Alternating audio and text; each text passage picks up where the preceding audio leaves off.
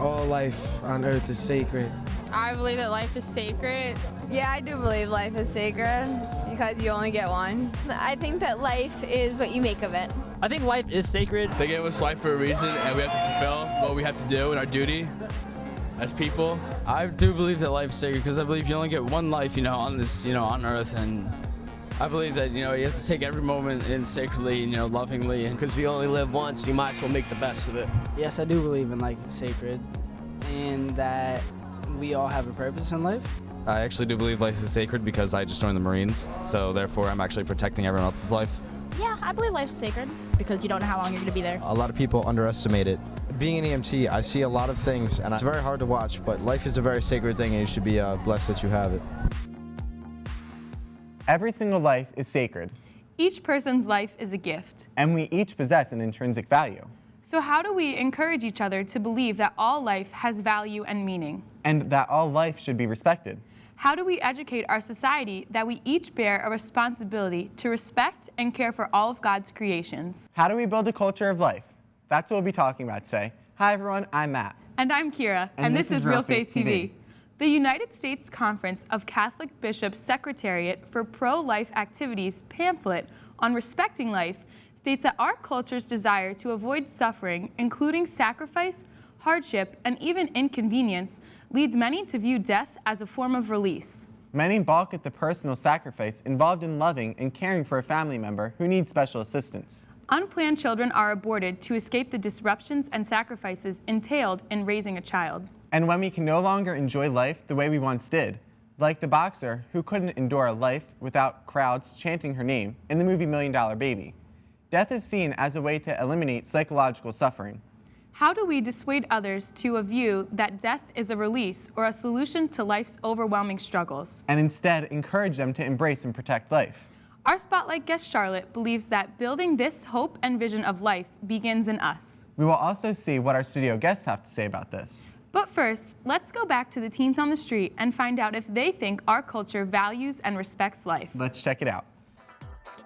Our culture and values really don't respect life at all. I think our culture does not value or respect life.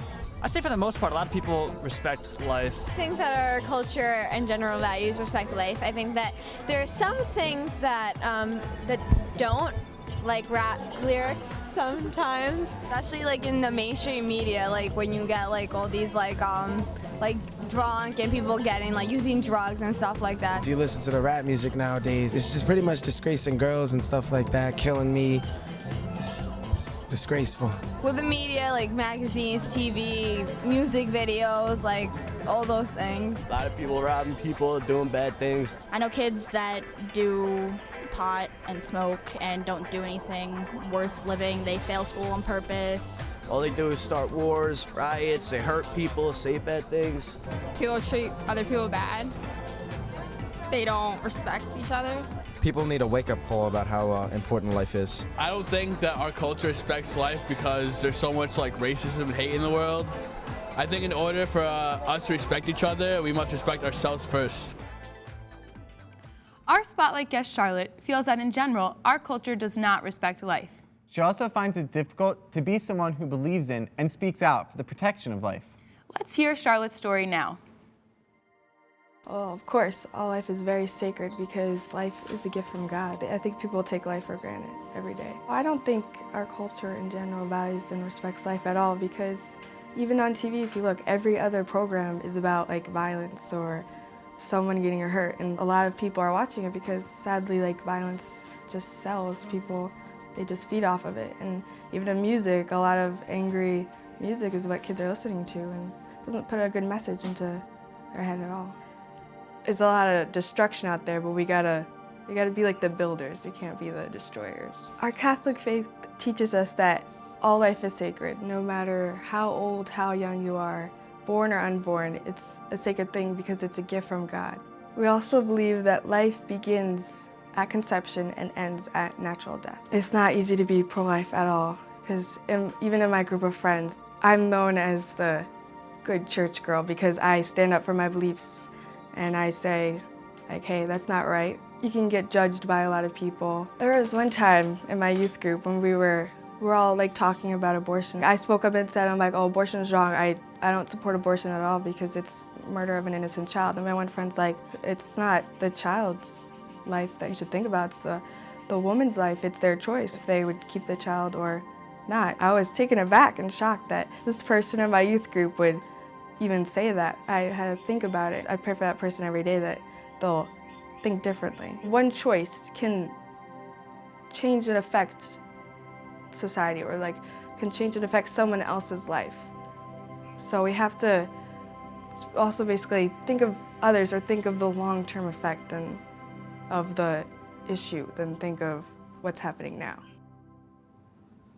I love how Charlotte said we have to be builders and not destroyers. That's like a really great metaphor for this situation. Yeah, I also liked what she said about, we also have to think when you do something that affects other people's lives. So like just killing that baby, it's affecting your own life because it's a decision you had to make and it's affecting all those around you. Let's meet our studio guests and find out if they think our culture values life. Okay, they are Andrew, Mary, Nick, Annie, Ijama, and Phil. So do you think our culture supports life? Our culture definitely supports life. Like Charlotte was saying, God wants us to respect one another. He wants us to stay holy. He wants us to be really supportive of each other, and I think that's the most important thing in life. I don't really think that our culture respects life.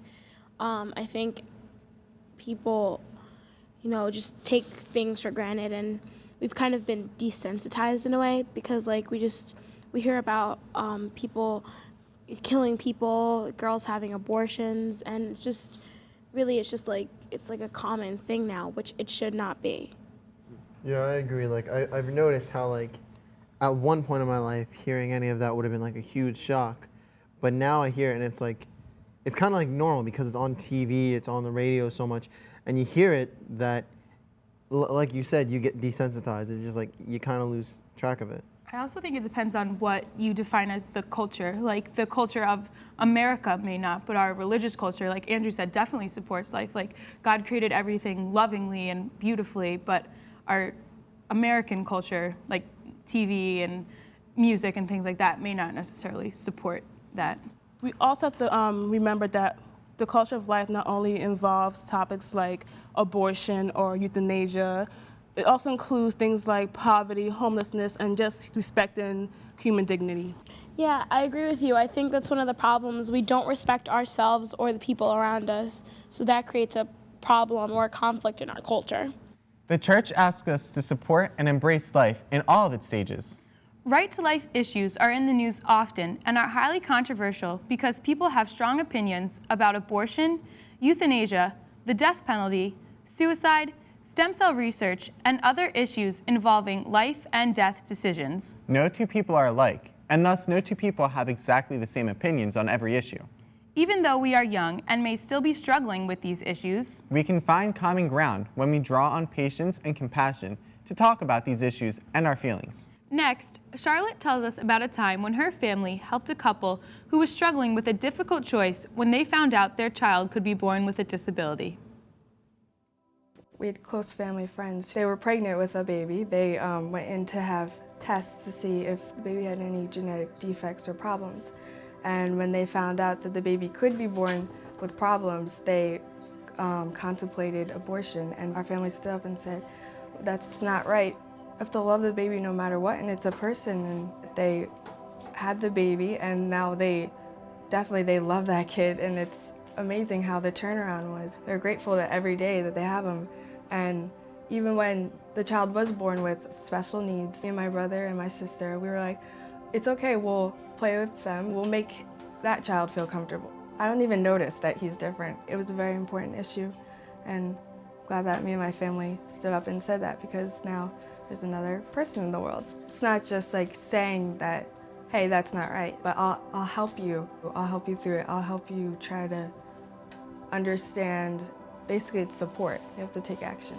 My family and we have quite a few friends who, they have children with special needs, and we go over their house, we play with them, and once you actually get to know them, it's amazing. They're the coolest people. Underneath like all their problems, it's just they're a person just like you and me.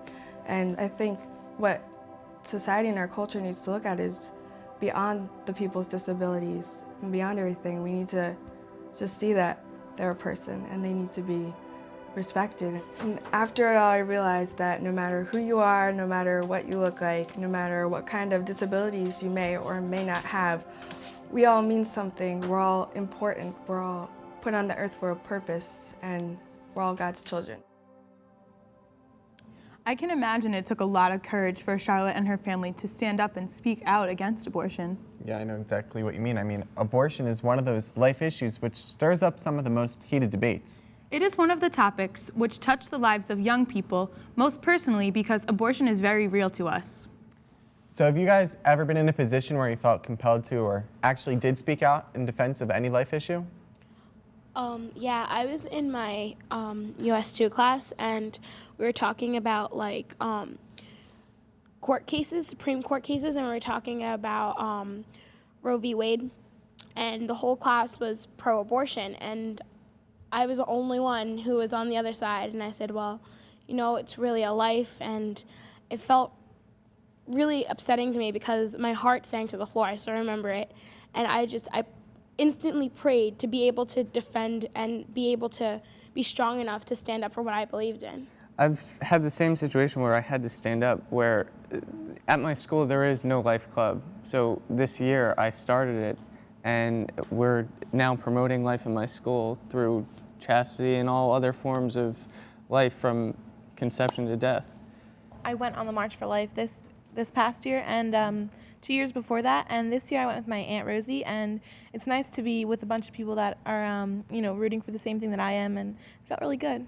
You know, my thing isn't as big a scale as a march or a rally, but at school we have these things called peer groups, and I run one, and it's just for the freshmen to help them adjust to the school and feel like they're a part of the culture of our school, and so they don't, get involved in the wrong things or hang out with people who are not making the greatest decisions. Yeah, I know after reading Sister Mary Prejean's book, Dead Man Walking, and watching the movie, I became more compelled to actually act out on my beliefs, because she, as a nun, went to the prisons to actually speak to the man on death penalty, and at that time that was a big deal. And after seeing her do that, I'm like, I can do the same thing too.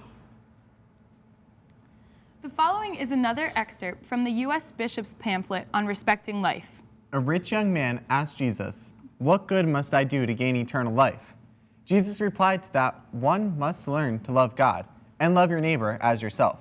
This is the model God has given us, a model of love and solidarity with those entrusted to our care and those we meet on the way. By witnessing this model in our own lives, by holding fast to the moral truths preserved by our faith, and going out of ourselves for others, we can inspire others to do the same. And help build a world where human life is always loved and defended, every form of violence banished. Next, Charlotte tells us what she thinks building a culture of life means. And how she hopes to inspire others and help build and support culture of life as an obstetrician. To me, building a culture of life means living as Jesus would, being kind to everyone around you and respecting yourself and other people, treating others right, educating people on the issues of abortion and euthanasia and even the environment, because we have to take care of everything. Living the way Jesus would want you to live, because hopefully that would reflect onto another person. They'd say, hey, look how they're acting, and everyone would start to realize that life is very special and shouldn't be taken for granted. You have to respect yourself. It starts with you, because once you treat and respect yourself, other people will see that and they'll say, hey, I'm gonna do that. That's cool, to respect yourself and carry yourself with the confidence that God gave you. You have to also treat everybody else right, and then it would just all come together. I want to look into being as an obstetrician. And a lot of my friends are like, wait, what is that? I'm like, it's a baby doctor, because life intrigues me, everything about it. As an obstetrician, I'm witnessing at the start of someone's life. I'm there at the beginning. I just find that very beautiful. It's the miracle of life. Even though so many babies are aborted every year and every day, just to know that right in front of me there's a new life, it's just amazing. I want to also be able to educate people more on the issues, not just abortion, also euthanasia, the death penalty, even especially caring for yourself, caring about others. I want to be an example like to everybody else, and I want people to say like, hey, look how she's living, I want to live like that, and it's almost like starting a trend. That's what I want to do. I think it's really cool that Charlotte wants to be an obstetrician because that's like a lot of years of school and a lot of things that you need to know to make sure that she delivers the healthy babies. Exactly. So what plans do you guys have now and in the future to help build a culture of life? Chastity speakers, they really intrigue me, like especially Jason Everett. Just the stuff he does is absolutely amazing. And there's a lot of times when you're at his talks, like kids that you would never think would get touched about this stuff are just like, they're in tears at what they had done, and like they're just like so alive for this new life. When you're a chastity speaker, you're solving the problem at its basis, where for abortion really, and when people start disrespecting that life because they don't take sex as something sacred anymore. So I know my mom always talked about adopting kids from impoverished countries, and growing up I always thought about that, and I think it would be a great idea to take in kids who don't have like that parental guidance, and teach them and let them know that someone loves them. Yeah, I think for the future I would want to study theology and continue to be a youth minister, so that way I could teach like teenagers about their culture and their religion, and important things like respecting yourself, respecting life, keeping yourself chaste for yourself and for your future spouse. Yeah, I would like to be a prep teacher or a CCD teacher for basically the same reasons, to help others learn and to help them. I really want to go into the field of engineering, and one of the fields of that is environmental engineering. And what they do is they come up with ways to power or build things, but being environmentally friendly. And we also have to remember that our environment is part of life. God created the environment and our surroundings, so we also have to respect that as well. So I think that can really help out the environment, is respecting life. Yeah, I know what you're saying. That's one thing that's important with my family. My dad's always like, turn off the lights, you'll conserve energy, you'll help the environment in the long run. For me, I'm looking into business or computer science, and those fields can help in the future, business, selling like environment-friendly printers, technology, stuff like that. I have no idea what I want to do, but hopefully I'll do something that will help create a better culture of life for our generation and generations to come after us. The U.S. Bishop website article titled "Life is a Miracle" states that laws that permit or promote abortion, infanticide, human cloning, destructive embryo research, or physician-assisted suicide ignore the sanctity of each human life and undermine the foundation of a just and healthy society. As citizens and people of faith, each of us should actively advance our convictions in the public square in every legitimate and ethical way. We should rededicate ourselves to upholding the sanctity of human life and hold those elected to represent us to the same standard. Next, we see how the teens on the street think the world would be different if we built a culture of life, and what their faith teaches them about this.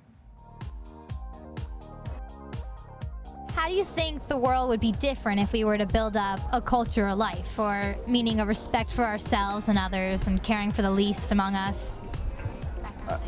I think there wouldn't be as much violence and problems in the world instead of having all the drugs and everything like that. I think everyone would value everything more, and I think everyone would respect each other more.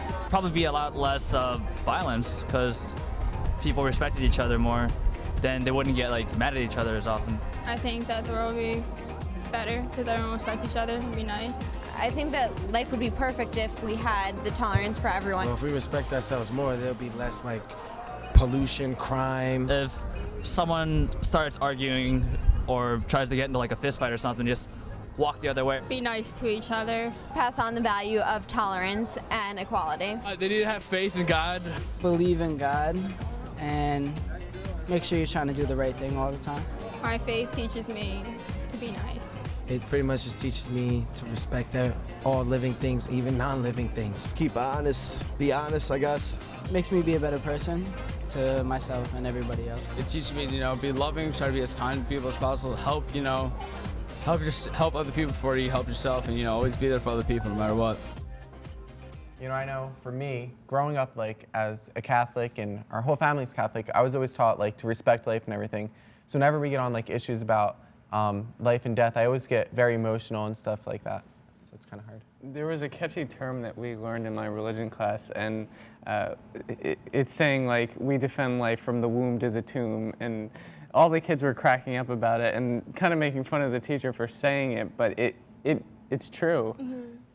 Yeah, I think that's one of our, I guess, jobs is to defend life, because life is a gift from God, you know, like our parents were like waiting for us to be born, and you know, we live our lives and we try to make our parents happy and proud of us, and just have to live our lives to the fullest and thank God every day for our lives. Yeah, not just human life, but nature as well, like the natural life of the world, plants, the environment, everything.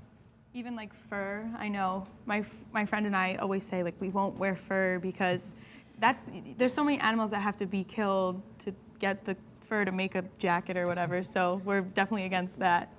And one of the kids on the street mentioned this earlier, and my faith also teaches me respect, and in order to respect anything else, we have to respect ourselves. Mm-hmm.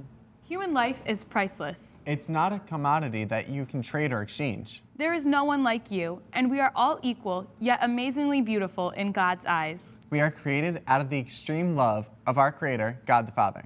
His Son, our Lord, Jesus Christ, gave us the greatest gift, the gift of eternal life. How can we convince others of this great truth? How can we persuade others to defend life? Next, Charlotte will tell us what she thinks we can do to inspire others to build a culture of life. And how her parents have been examples of this in her own life.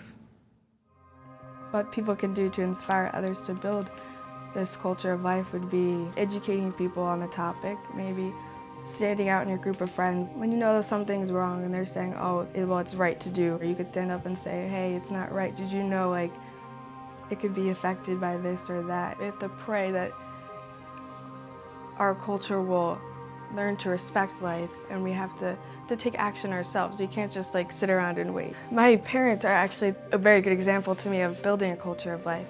I'm adopted, and so are my brothers and my sister, and my dad's actually adopted too, but my parents, 1999, they were chosen to be the New Jersey's Foster Parents of the Year, and it was sort of like a banquet thing that was held, and there was like all these like legislators, and it was at the Capitol in Trenton. They asked my mom and my dad to go up and present a speech about their whole journey, and they talked about thanking God for like creating the kids, thanking the birth parents for actually bringing the children to term so that way they could be adopted. They thanked the kids for allowing them to be their parents. And at the end, my mom said that old saying, life is a beautiful choice. And the only person that clapped was actually my grandfather. And then everyone started clapping, but it was just beautiful that her witness to show, hey, life is a beautiful choice. If it wasn't for the birth parents choosing to carry to the term, then these children wouldn't be here. It's definitely building a culture of life. You know the old saying, like, practice what you preach. She wasn't just preaching it. She was definitely living the terms of building a culture of life. I just very, very proud of her. I think Charlotte's mom's story is really inspirational because she really walked the walk even in a room full of legislators where that's like walking on eggshells with that kind of statement she made, and that's really inspirational for all of us to create a culture of life. I think also a very simple way of creating a culture of life is looking at the Beatitudes. They're the perfect example. I think that one of my favorite Beatitudes would be, blessed are the poor in spirit, for theirs is the kingdom of heaven.